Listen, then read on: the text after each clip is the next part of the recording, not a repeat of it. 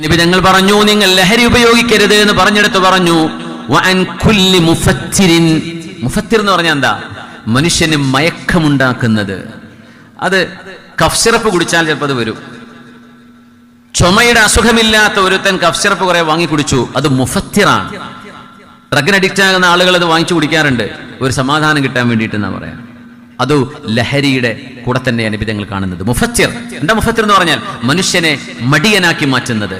നോക്കണം, മനുഷ്യനെ ലേസി, ലഥാർജിക്, ഉന്മേഷമില്ലാതെ ഒരു പണിക്കും പോവാണ്ട് അവിടെ കുത്തിയിരിക്കുന്ന വിധം മനുഷ്യനിലെ എനർജിയെ ഇല്ലായ്മ ചെയ്യുന്ന വസ്തുക്കളെല്ലാം പുണ്യനബി നിരോധിച്ചു.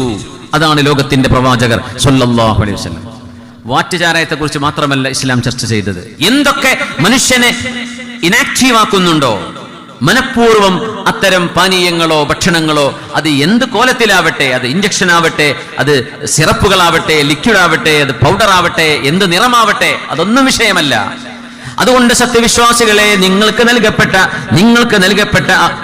അള്ളാഹു നൽകിയിട്ടുള്ള ഏറ്റവും വലിയ അനുഗ്രഹങ്ങളിൽ വലിയൊരു അനുഗ്രഹമാണ് നിങ്ങളുടെ ബുദ്ധി എന്ന് പറയുന്നത്.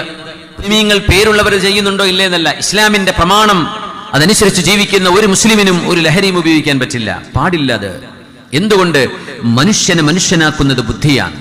ആ ബുദ്ധിയെ മറച്ചു വെക്കുന്നതെല്ലാം ഹറാമാണ്. നിങ്ങൾ ഒരിക്കലും ചെയ്യരുതേ എന്ന് ലോകത്തിന്റെ ഗുരു നമ്മളോട് പറഞ്ഞതാണ്. സംഅൻ വതഅതൻ ലിറസൂലില്ലാഹ്, സംഅൻ വതഅതൻ ലില്ലാഹ്. അല്ലാഹുവിനെ പടച്ചവൻ പറഞ്ഞത് കേൾക്കുകയും അനുസരിക്കുകയും ചെയ്തു റബ്ബേ. അവിടെ അവസാനിച്ച ഒരു മുസ്ലിമിന്റെ